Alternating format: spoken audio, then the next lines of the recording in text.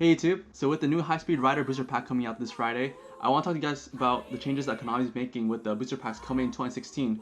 If you guys didn't hear, I'll put the link down below, but Konami is changing the pack, so now every pack has a super rare, and they're downing the ratios for ultras and secrets, and there's no more ghosts and ultimates.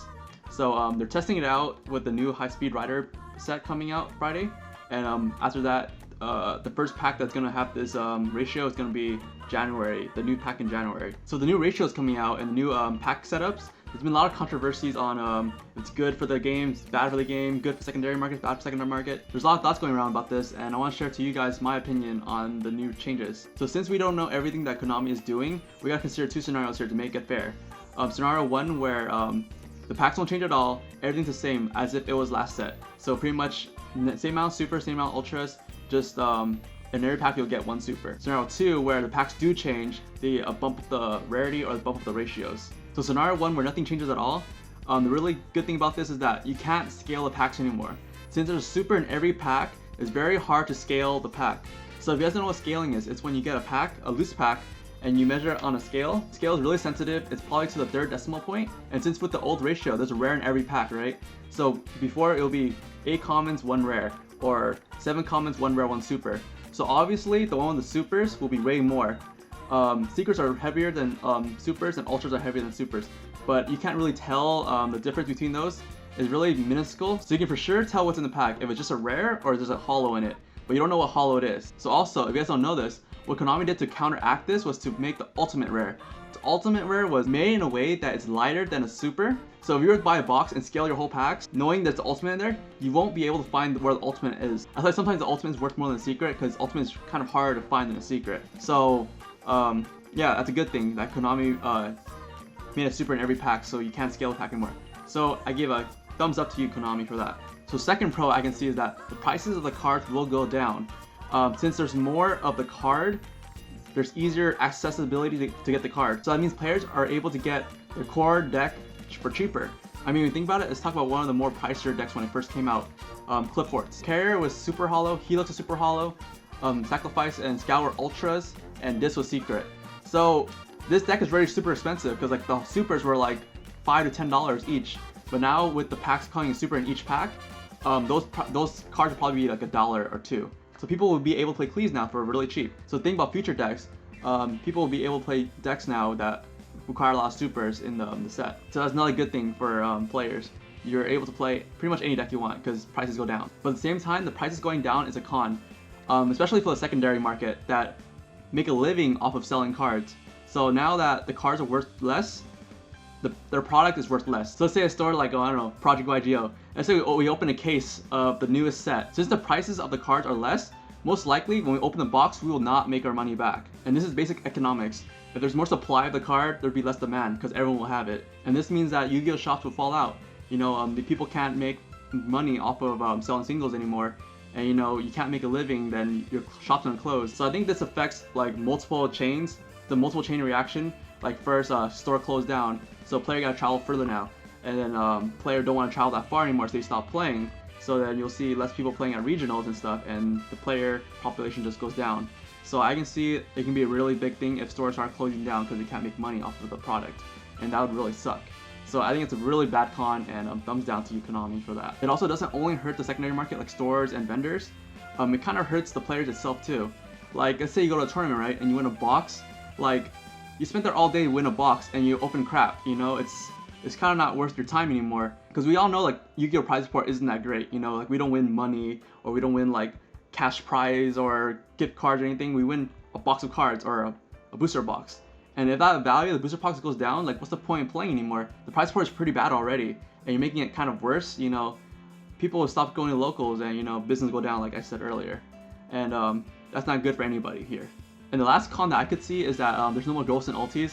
I'm actually a fan of ghost rares. I like not being able to see my cards. It's pretty cool. And ultis are pretty cool too. It increases the value of your deck, and I always think that's cool if you're able to bump up your rarity of a card. Like Ghost Black Rose Dragons like $60 and Ghost Stardust like $50, you know? Those ghost rares go a long way, and you know, it's a shame that we don't have ghosts anymore because it's like the cover card, you know? And I really enjoy collecting them. So yeah, it's small con for you. Small thumbs down for Konami. So let's move on to scenario 2, where the packs do change. So as of right now, a pack has 8 secret rares, 10 ultra rares, 14 super rares, and 5 ultis. So we don't know the amount of these rarities will go up or down. So I'm expecting for these numbers to go up because of, it's kind of ridiculous to have 14 super rares. I mean, technically you can open 14 packs and have all the super rares. That's kind of ridiculous. So I think these numbers will go up, as well as the ultras and the secrets will go up. So in this scenario, the prices will not change dramatically, or we don't know, because it's kind of weird. Let's say if they bump the supers to like 30 or 40, right? And only one super is good at all the supers, that means that super rare is gonna be super expensive, because now it's 1 out of 40 chance that you can get that super rare. Instead of before it was 1 out of 6 chance for you to pull super rare, and 14 supers. So I'm not a mathematician, but it's pretty hard to get a super rare that you want. So now with making the pool of super rares and ultra rares higher, it'll be hard for you to get that one super rare or one ultra rare that you really want or really need. Like Cosmo Girl is a really good example, where it's pretty much the ultra rare that everyone wants in the last set, and there were only 10 ultra rares. The chances of getting an ultra rare is 1 out of 12, and then you have 1 out of 10 chances out of the 12 to get the ultra rare. I don't know how to do the math, the statistics is hard, but it sounds pretty hard to get. So take my word for it. So if they up the amount of supers and ultras and secrets in the pack, the prices won't change dramatically. Also, another thing they can do is make short prints of that rarity, like how they did in Secret Forces with the Valk and the Brionac. So even though you get secret in every pack like Secret Forces, the Brio and the Valk were super short print. Like you got 1 in every case or something like that. So it's ridiculously hard to get. So even if they do keep the 8 secret rares, 10 ultras, 14 supers, they can make that 1 secret rare that everyone wants super short print. So like you probably get 1 in every like 2 cases or something like that. And that will also raise the prices of the card. But that ratio that it's a short print, we don't know what it is. So you know that can fluctuate the prices. So we can only tell that it's short print by opening a shit ton of packs. So for Secret Forces, a bajillion people opened cases and they knew that Brio and Valk was super hard to get, but they didn't know like the amount. Like it was 1 in every 3 boxes, 1 in 4 boxes, or 1 in every case, you know? It was really hard to find that number.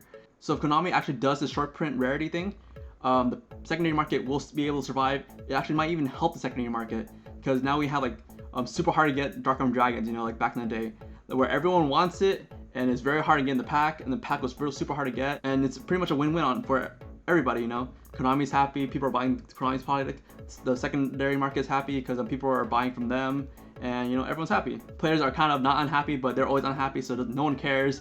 If you want the card, you're gonna buy it anyways, right? So that's pretty much it. Those are 2 scenarios that I had for you guys. Let me know if I missed anything, any pros or cons on both scenarios. I know a lot of people bring these accusations about the new packs, but a lot of people don't make a base before they build their claim. So hope you guys enjoyed that. In my personal opinion, they should have made it like Pokemon and MTG, where every card in every set comes holo. So a lot of kids like holo cards. You know, it's cool to have your whole deck come holo, but it sucks that not every card comes holo. Like I know Teller Knights, their Unica High is still not holo, and that sucks. You know, you having that common in there, and people like to holo the whole deck and make it bling it out. You know, so it'd be really cool if we had it like Battle Pack, where every card in the set came Star Foil. But instead, with these new packs, it will be every card in the set comes super. So it actually adds another level of collection for all the collectors that are out there that just play the game just to collect, you know? I think I'll start collecting super. That's pretty sick, having like a folder full of supers, you know?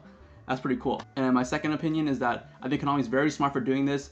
Very good marketing. Konami knows that Americans, they love the shiny stuff, you know? So they're just giving what Americans want. So thumbs up to you, Konami. You guys are super smart. Good marketing. Kids are falling for it, you know, it's working. And my last opinion is their reasoning behind cutting the ghost rares is complete bullshit. So Konami said that to make up for the cost of having super in every pack, they had to cut the ghost rares and ultimates. So I think that's complete bullshit, because they said that a ghost rare is 1 in 288 chance of pulling it. So pretty much they're saying that this one ghost rare supplies for 288 super rares. So that comes out to be 1/3 of a penny. So a super rare costs 1/3 of a penny? That's ridiculous. I mean, it really does, then, you know, congrats to you. But I don't think that's a real thing, so, you know, I think it's complete bullshit.